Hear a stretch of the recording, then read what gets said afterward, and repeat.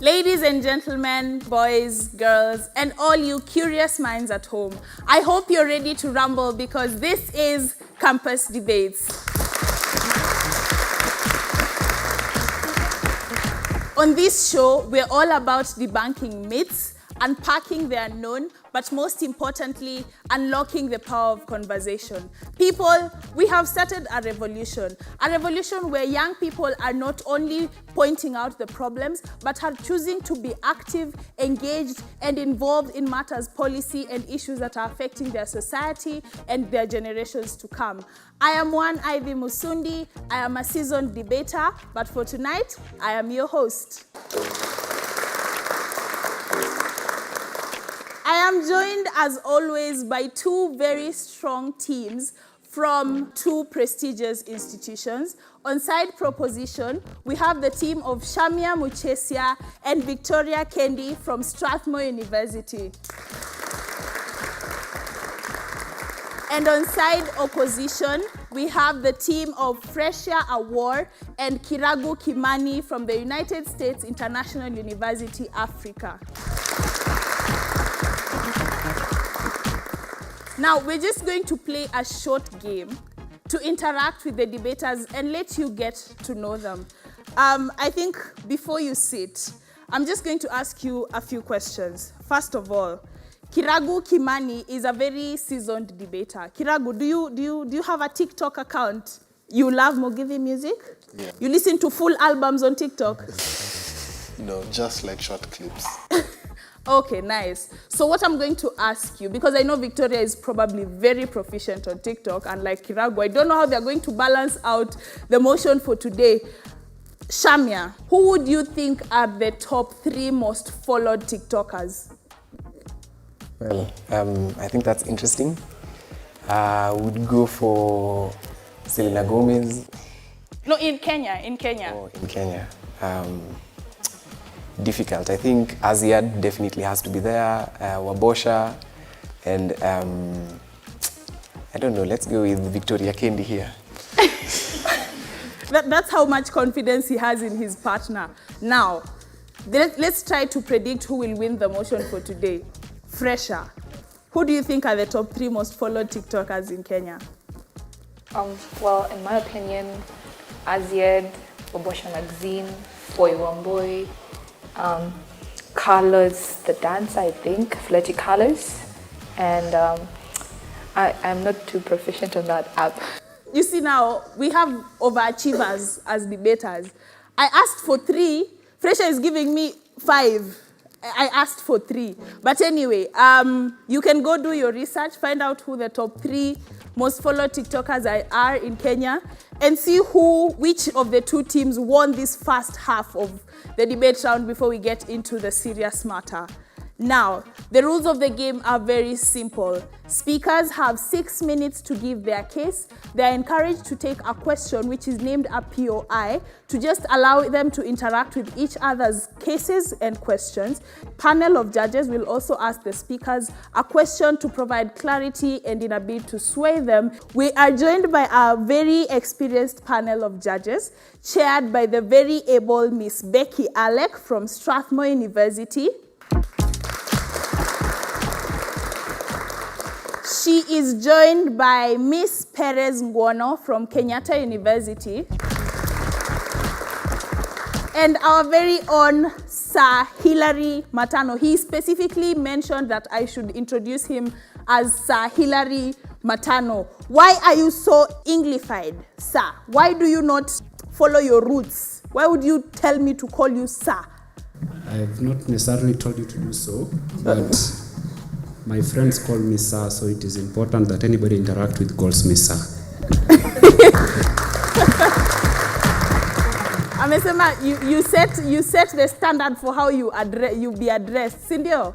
Which is very important. Now, to the matter that brings us to this debate here today, in a world where content creation has become a source of living, a source of relief to young people, and a lot of content creators are earning off of TikTok, it becomes very important to ask ourselves, has TikTok brought a lot of benefits in terms of young people being able to diversify their portfolio, or has it brought with it a lot of harms in terms of infringing with people's privacy, harming people's mental health, and the comparison and the dangers that generally come with social media? The motion for this day is, this House regrets the rise of TikTok, whereby regretting means looking at the rise of TikTok retrospectively and analyzing whether TikTok has been a better addition to social media and the space in general, or has it been of more detriment to us?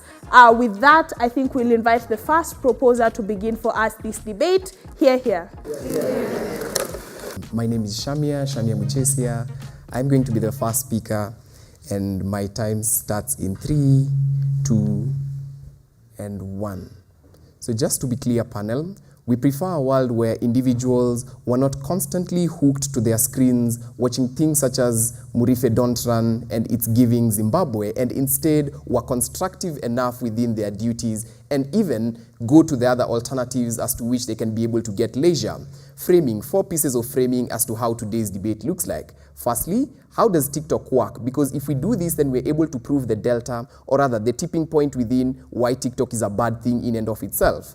Listen, TikTok works in a way in which it utilizes a social media algorithm which necessarily synthesizes data based on what you consume as an individual, and it makes sure that you're stuck in a loophole of watching videos. You spend a large chunk of your day watching these videos through the ability to be able to maybe scroll or things like this. Literally what it does, it capitalizes on your dopamine levels just to keep you on this constant hedonistic treadmill that you're not able to maybe log out of TikTok to be able to do other constructive things. What you need to understand, and the worst point within today's debate, is that young people are the ones who are mostly going to be affected. So this looks like children, school children who've now just gotten phones, and they have the ability to be able to just want to access TikTok because they have the promise that they can be able to get more followers and become celebrities, and they can be able to get more laughs, which we feared from opening is the bad thing. Secondly, we think the rise means a couple of things in today's debate. One, it means that everyone, or rather a large chunk of society, is particularly doing this sort of thing. What it then looks like is that if you go to the matatu, people are laughing loud because they're on TikTok. 2, if you go to school, during free time, children aren't particularly going for their sports and all these things. They want to just utilize their TikTok accounts and all these things. At home, we think this is the same thing. The students are always wanting to maybe create TikTok videos. The parents are taking less time with their children because they want to also laugh within all these sorts of things. We argue again from proposition that this is illegitimate in itself. But a second thing in terms of what this rise necessarily means to within today's debate, it means then that there's a social and peer pressure which exists for individuals to be part of TikTok anyway. So if you don't spend time on TikTok, there's always an expectation from your friends that you don't necessarily relate to things which they relate to. The most of the trends which you're going to find in status quo are things which necessarily come from TikTok. All these things in terms of vines, fashion trends, even memes nowadays in terms of how maybe Murife runs and Murife chooses not to run. All these social preferences for leisure are things which you better find in TikTok. What it then means is that majority of your friends are probably going to be hooked already within TikTok in and of itself. What it then means is that there's always going to be an expectation for you as an individual within society to have access to TikTok and to be able to relate to the memes that they're able to share to you and all these sorts of things. That expectation, we posit, is a sort of pressure which is illegitimate within today's debate. 4, in terms of framing, there are other alternatives which exist for individuals to be able to just detoxify and to be able to feel happy in and of itself. You could be able to go for therapy, which nowadays is free. The world is very liberal. You could be able to access WhatsApp. And notice, we defend WhatsApp because it's a very inclusive sort of media in today's debate. Why is this the case? 2 things. two things. One, like it doesn't have like addictive algorithms which keep you on this constant hedonistic treadmill. But two, it enables you to be able to still communicate with the people who you preference communicating with. So you can be able to communicate with your friends, you can be able to communicate with your families, you could be able to plan how to go outside and all those things. That's what we defend from side opening and proposition and all these sorts of things. But understand, these guys might run an argument about how maybe there is going to be money as a result of TikTok. Two observations before they run that case. One, TikTok in itself is a monopoly. What this means is that they have no incentive to care about why you as an individual, as a random individual, would want to have like a lot of money accruing as a result of TikTok. But two, understand that many people are also doing these things. So they can't just give you like all the money within like TikTok and all these sorts of things. Our case is going to be particularly simple. Why this illegitimate and addictive loophole makes individuals neglect their day-to-day activities anyway. POI? This one's no case. But this is the idea here. The most individuals who are going to be hooked in society are always going to be the young children and people who just became adults, because these are the people who are probably going to be scrolling through their phones anyway in like majority of the time. What you then need to understand is that they have an increased incentive through TikTok to want to continue to do this. One, like majority of their friends and their peers are always like just sending them these TikToks and all these trends which are accruing within social media. Two, we think they have the incentive to want to be celebrities anyway. So this would look like how you'd want to create like social media TikTok videos anyway, to be able to just want to keep up with how the likes you're able to get and all these sorts of things. What you then understand as a result of this framing is that these individuals are likely to spend majority of their times on their phones, and we posit that this is likely to lead them into a loophole. Because understand, at the point in time in which the expectation within society is that you're constantly posting, your friends are posting. If you're not posting, then you're probably not part of their friends group and all these sorts of things. If you can't relate with the things they're posting, then you're not probably part of their friends group and all these sorts of things. What we think and we posit that this is likely to lead to is one, where there's a neglect of like duties which exist within status quo. So if you're a student within status quo, we think like you'd rather spend your time being able to create a TikTok video than being able to maybe do extra assignments and being able to do these sorts of things. We think this is bad for the growth of the individuals who are trying to grow up anyway. But two, we think this jeopardizes your relations with other people, because understand how TikTok works is particularly simple.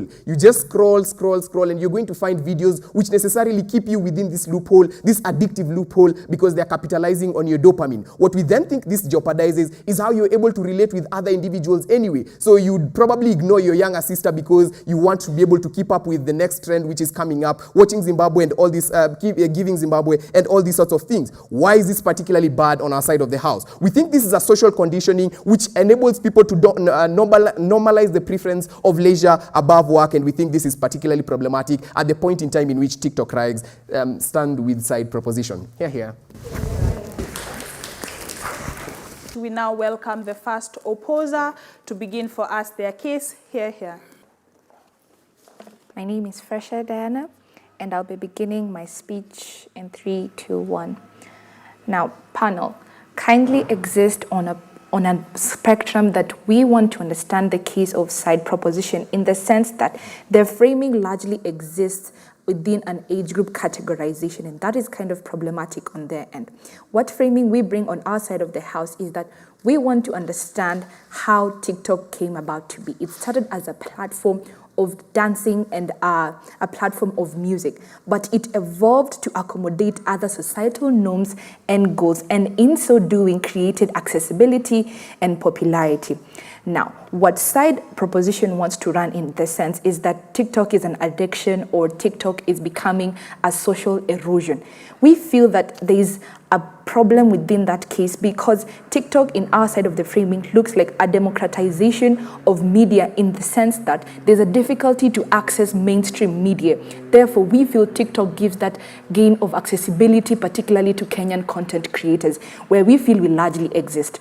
Now, with a comparison to mainstream media, accessibility is the problem.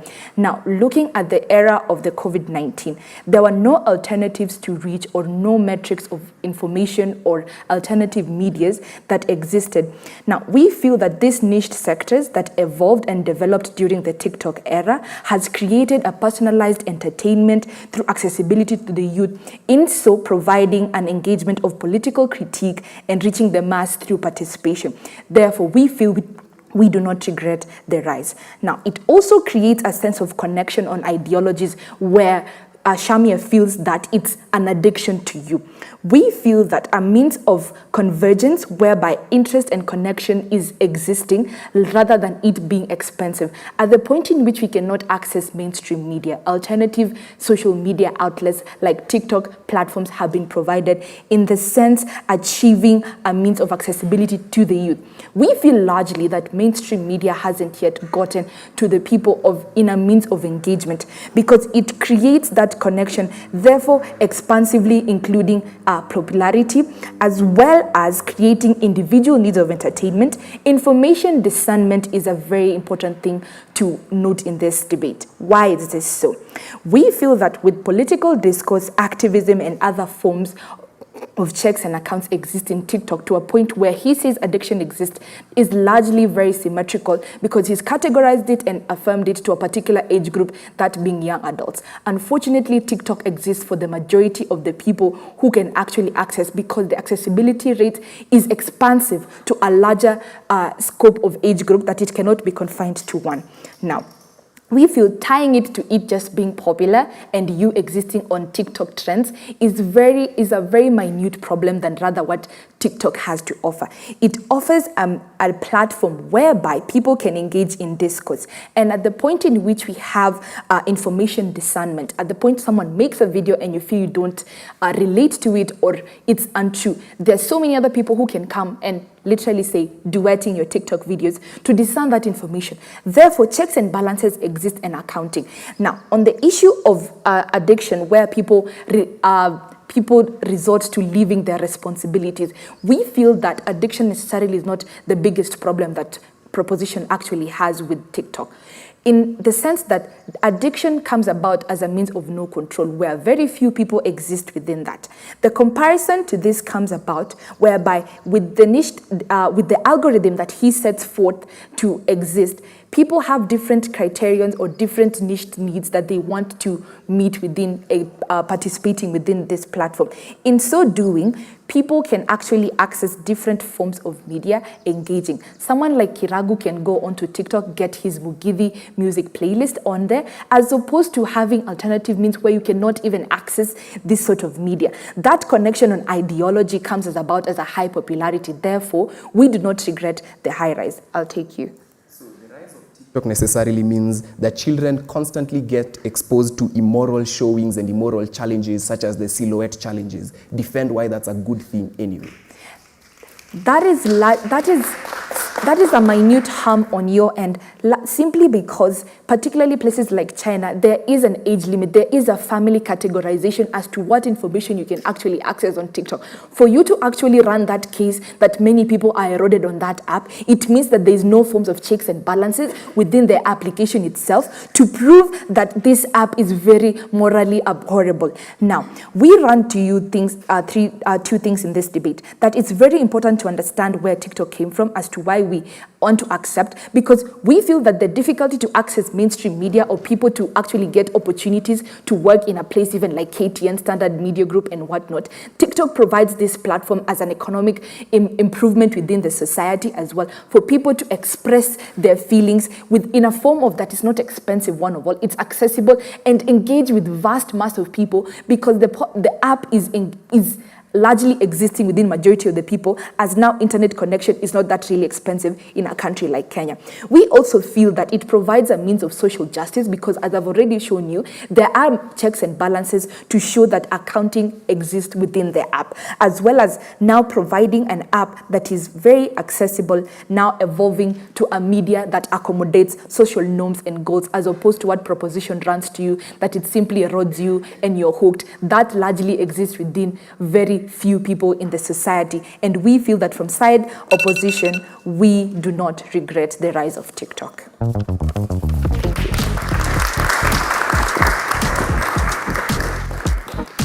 We thank that speaker for that fine speech. That brings us to the first half of the debate, a few questions come up, very important questions, what we may call points of information. As you may hear the speakers constantly mention POI, they have very little time, so they have to shorten that. So a few points of information come up. That, are we willing to, does TikTok erode our society's morality and moral values, or do we value the amount of inclusivity that it has given to young people, that they have the opportunity to speak up and use it as a form for activism and advocacy for societal issues? Do not touch that dial. We'll go on a short break. We'll be back with more.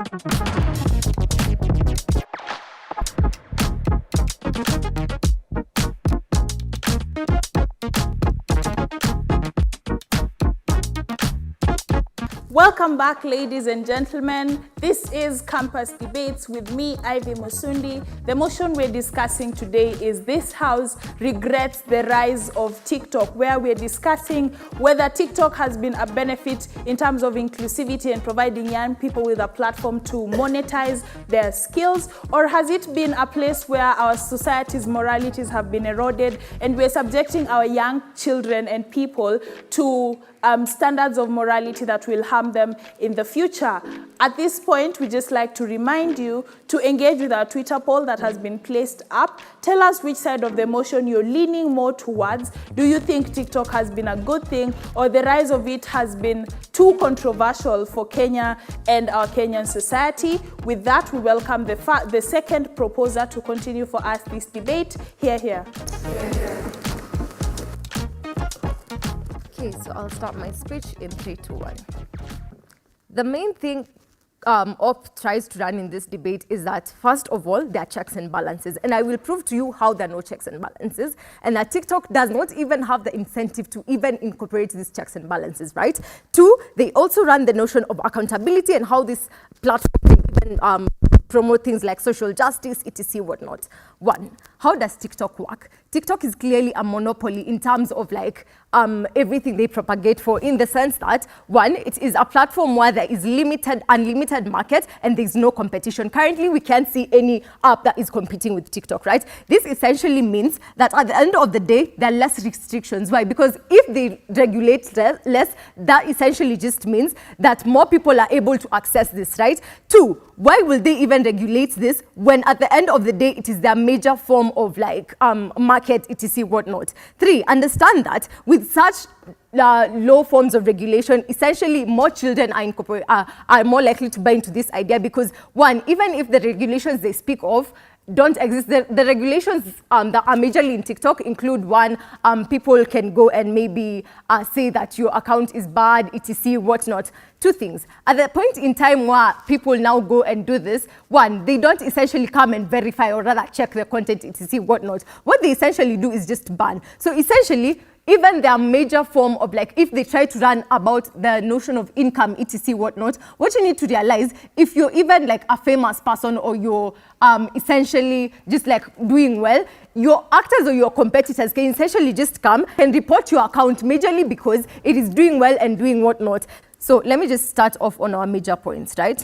Moral deterioration. One thing you need to understand is that these forms of accountability are less likely to even exist on TikTok. Why? Because again, it is a their major source of market is there. 2, regulation would only inhibit people. At the end of the day, knowing that TikTok is not incorporating, or rather it is not basing, or rather it is not considering you guys as of course it's considering you guys as the market, but for it to continuously run, it means there has to be less regulations. 2, there has to be more personalization, etc. Essentially, they have to continuously personalize it more. One, they have to continuously make sure that you continue to be engaged, right? So what is essentially more likely to occur? They're going to propagate essentially trends that are more likely to be, to cause you to get, interested, right? So at the point in time where someone is either preaching, you're not likely to buy into that. At the point in time where someone is actually talking about things, about politics, etc., no one is going to buy into that. What is more likely to happen is that people are more likely to go and expose their bodies. That is what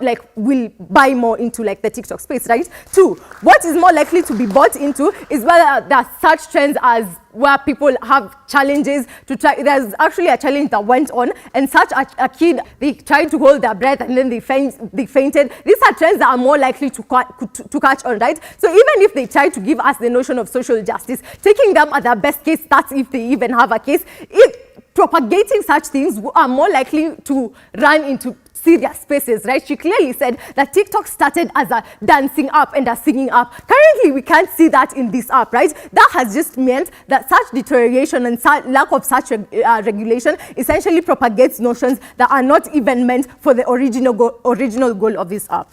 Two, one thing you need to understand, at the end of the day, it is propelled by fame and money, right? People are more likely to do things that will make them even infamous because they don't care. Because at the end of the day, it's not even about whether you're earning more or not. It's about that sense of acceptability, right? At the point in time where you're not following these trends, at the point in time where you're not doing what everyone is doing, I think to that extent you fall short of what the society tells of you. Two, understand that in current status quo, people in a capitalistic country, etc., whatnot, TikTok does not likely care about, is not likely to care about how people are suffering about mental health, etc., whatnot. With this increase, there are chances that there's more bullying. Two, there are chances that we have clearly proven to you that they have no incentive to even regulate this thing more, right? Two, we need to show you that at the point in time where in a capitalistic world, etc., people are more likely to do better in a world where you are continuously productive, right? What do we get from that TikTok side? One, there's low productivity. Shami has clearly showed you in terms of schoolwork, etc., whatnot. There are issues about mental health, continuously bullying, depression, etc. Why is this? Because at the point in time where you're not accepted, at the point in time where you post a video and someone doesn't like it or says you look like a cow, you look like a what, at the point in time where you post a video and someone duets that and you're told it's giving Zimbabwe or whatnot, you feel depressed, etc., right? One thing you need to understand is that at the end of the day, we even have more negative impacts in terms of the economy. Two, understand that even you can see professionals, doctors, etc., they continuously do things that will get attention, but then they fail to capitalize on the health of these people, etc. Yeah. Leaving the podium, will you now quit TikTok?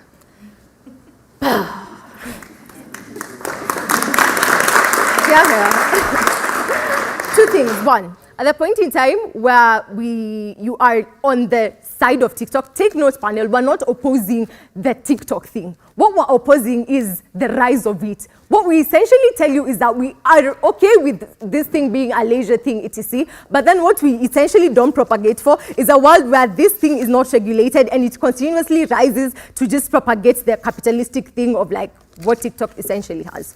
Here. Thank you.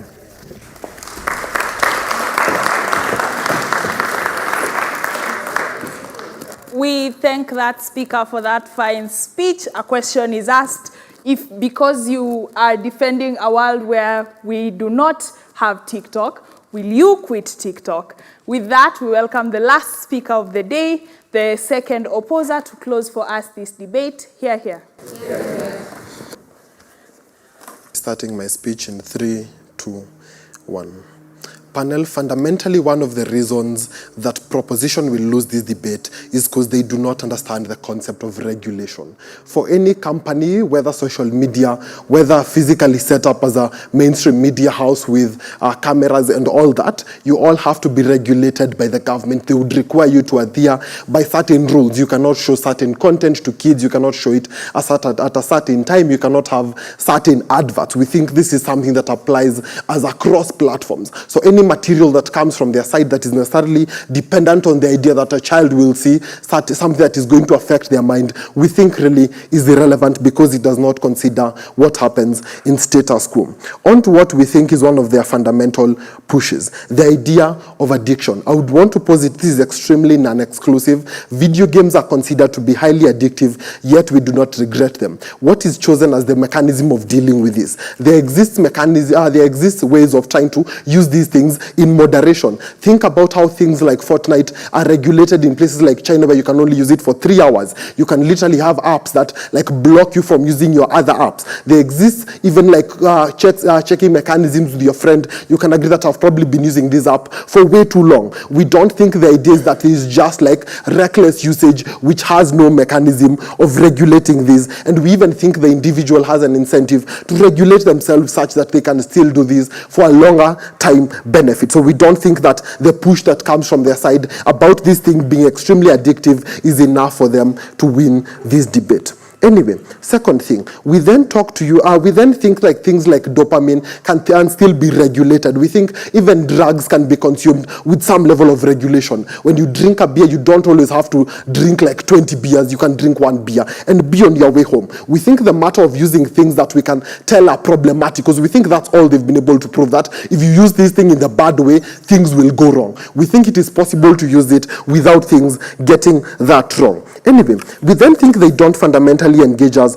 on the issue of like the economic access, because it is fundamentally based on the fact that a lot of people use this, that when I start an account, a lot of people will view this. We don't think the idea that if I'm spending like too much time on TikTok, I can't relate with my friends or even my family. It is possible for me to make TikTok videos with my mother, my sister. We think inclusion is still something that is very possible. We also think even things like mental health is not something that TikTok ignores. We think they have an incentive to care about this, because fundamentally their audience cares about this. It is a big issue. It is something that is constantly discussed. Issues of body image are constantly discussed, and there exists a lot of complaints from the audience. To that extent, TikTok wants to remain competitive, and I'll address the issue of TikTok being a minority. They want to remain competitive. To that extent, they want to please the viewers and remain as a legitimate platform that people can move to. Let us engage why TikTok has incentives. We don't think they're the only form of social media that makes videos. Things like Snapchat, TikTok, YouTube, Instagram, all of these are forms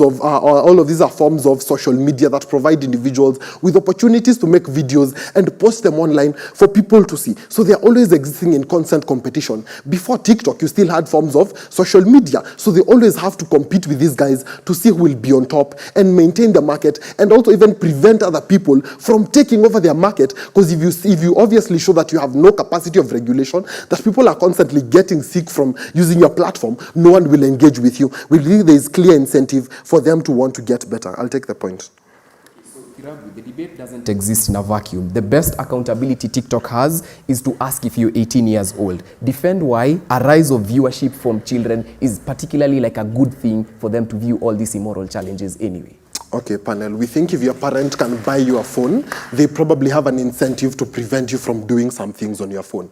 They would literally require like some parental input that you can literally prevent your child from seeing certain videos. And anyway, that applies to literally everything. If you have a child with a computer, they can access all types of shows. It is not quite clear that this can only happen on YouTube. Anyway, second thing, escapism. Panel, we think life is very hard. We think to the extent that people have to do 9-to-5 jobs, you have to deal with stress from raising your kids, that you have to deal with like even difficulty of education, means there's some reasonable desire for escapism, that you want to move away from the things that literally cause you pressure. To the extent that TikTok can literally give you videos that you like, to the extent that TikTok can give me videos about a comedian Mokorino, I am happy. And that is beneficial to me because it literally makes my life easier. To the extent that TikTok on high popularity can literally give people jobs, can make people's life better, to the extent that it makes them happier, we think it is not something worth regretting. Their only point was addiction and regulation. We have proven to you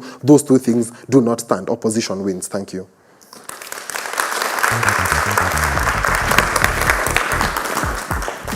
We thank that speaker for that fine speech. That brings us to the close of the substantive part of a very heated debate. I do not know what you think about TikTok and whether it is beneficial for young people and society in general, or is it just, as opposition says, a platform where we're exposing our children to dangers that they should not yet be exposed to. We're going to take a break, after which our panel will ask the debaters questions with regards to clarity. Keep engaging with us on our social media platforms at KTN Home on all across all media platforms. We have put up a poll on Twitter. Tell us which side of the motion you most relate with, or which side you support, or whether either of the teams have convinced you. We'll be back after a short break.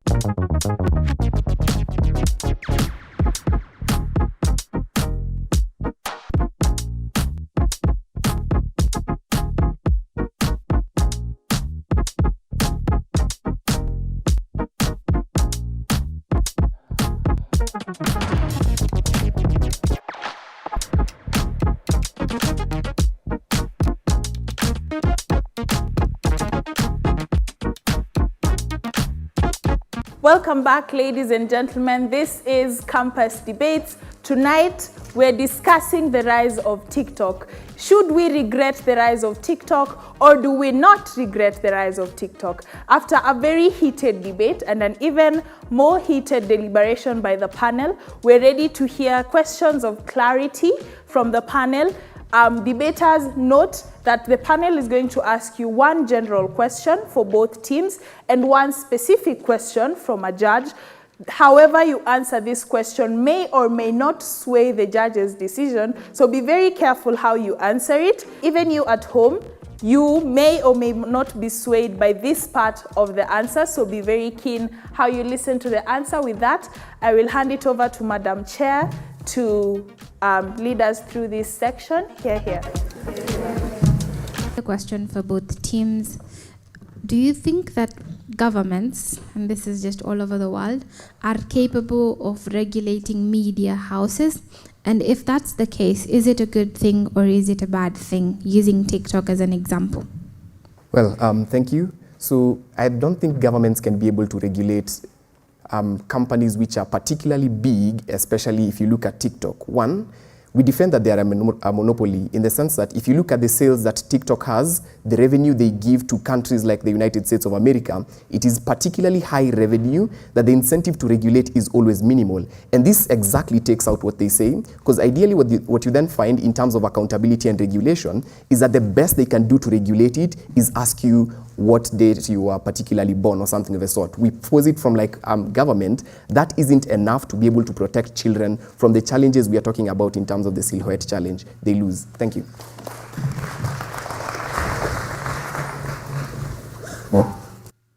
Okay.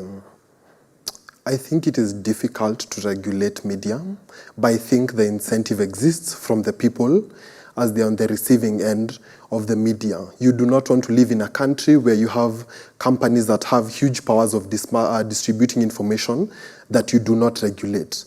There exists high incentive. You may not be able to regulate everything 100%, but we think the value of TikTok exists to a lot of people, and the incentive to regulate them exists, and that is what is important. Thanks. So, team proposition, I do have a question.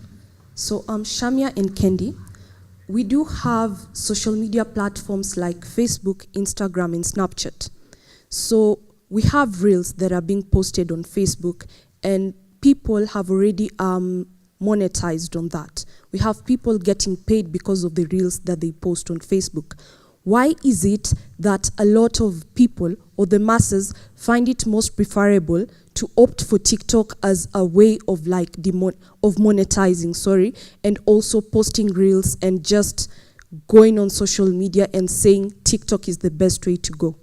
it's heavily a question of capitalistic incentives. The nuance within those different platforms you've given is that many of them are usually heavily regulated. Something like Snapchat, you cannot post anything which is probably 18 plus. Instagram, the same thing. The other one you gave, I think YouTube, the same thing. What is different with TikTok in this instance is that you can have challenges like the silhouette challenge and all these other immoral challenges which are able to go through and all these things. But even beyond that, you need to understand that economic accessibility can't fly, especially because it only applies for elitists. Only people who have the amount of resources to be able to give into TikTok, to be able to get additional money from TikTok. So even if they talk of like how many poor people are probably going to benefit, it probably doesn't work, especially because they have very little resources to be able to invest into TikTok, to be able to spend in terms of amount, in terms of the money you spend and buying the costumes and all these things, the equipment. Not just anyone like just wakes up and goes to TikTok and becomes a star. So I think it's always a question of how regulated again is it so that many people can be able to indulge in it. If you'll realize as well, is that many people who want to maybe post their, or rather market for their OnlyFans content, especially go to these platforms to be able to market for these things, especially because the regulation again is what is wanting. They need to defend that proud proposition.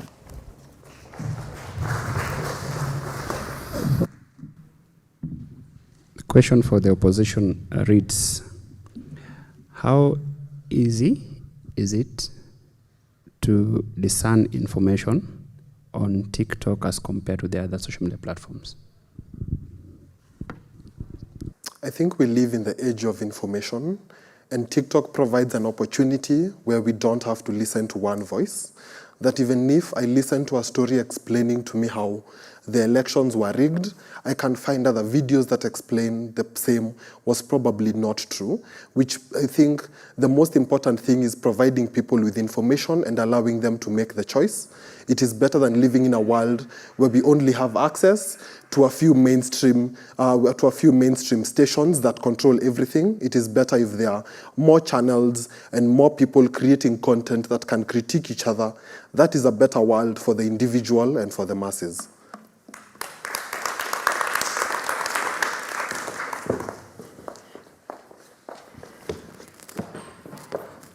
I think with that, we're ready to hear the judge's verdict, see if they were swayed or not. I guess we'll never know. Madam Chair, do we need to drum roll? Let's drum roll to hear the winner. Come, we can do better.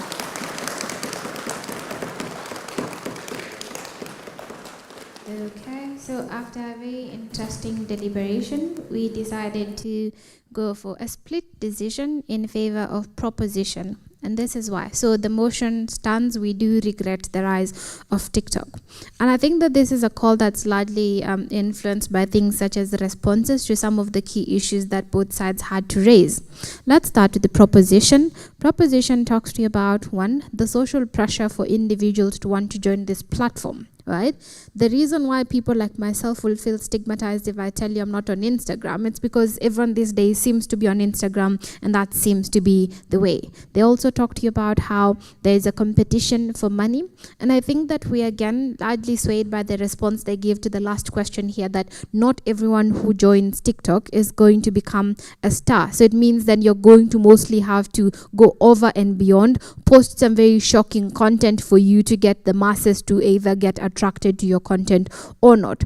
They also go ahead and talk to you about issues such as the moral deterioration. Of course, we could always have a debate on morality, whether it's an objective or a subjective issue, but to the extent where they're able to show you that, one, children can just get a phone, download TikTok and pass the only security check of are you 18 and above, and all they have to do is modify birth dates and actually get in. And then they talk to you about the challenges that exist on these platforms and why these are challenges that trade on, say, the privacy policies that these platforms work with. like the Silhouette Challenge that they talk about a lot. I think the last thing is they talk about addiction and how it is tailored specifically to get you hooked. Like your For You page will always have information that you want. The consequence and impact they talk about there is that we reduce productivity on a societal level, that individuals would rather just continuously get hooked to this. What do we get from opposition, and why do we think that it wasn't quite enough? Opposition talks to you about the economic alternatives that do exist, that TikTok is an economic alternative that people could exploit, but then that has to contend with the reality that, one, for you to monetize, you have to have the numbers for you to actually get that done. They talk to you about the desire for escapism, but this doesn't quite respond to Prop 2. Proposition 2 talks to you about the negative comment and bullying and the kind of harassment that exists on these platforms, that escapism is not meaningful escapism. I think opposition needed to have defended that, even to the extent where you're not completely escaping and there's still some negativity on these platforms, why that is still a preferred alternative. But then I think they talk to you about how addiction is something that cuts across all these other platforms, and we think that that is quite enough for most of the content here. But because all these other platforms have, there's still the reality that because of the rise of TikTok, it significantly makes things worse on a society level. If you have Facebook, Twitter, and WhatsApp being addictive, and then you also have TikTok that is rising, also being equally addictive, it significantly makes things worse. With that kind of reasoning and assessment, the motion stands, proposition wins. Thank you. The motion stands. This House regrets the rise of TikTok. When you hear Madam Chair mention it was a split vote, it means 2 of the judges thought side proposition 1 and 1 of the judges thought side opposition 1. So ideally, when the judges cannot come to a conclusion that all of them agree with, they take a vote and the majority therefore wins the debate. So side proposition convinced most of the judges and they therefore win the debate. Let's give a round of applause for side proposition. That brings us to the close of this debate. Thank you so much for tuning in. Keep engaging with our Twitter poll. Tell us which side you thought won and whether you agree with the judge's decision. A very big thank you to my audience, to the debaters, and most importantly to Tangaza University College for hosting us to shoot this episode. Until next time, I have been your host, Ivy Musundi. Goodbye.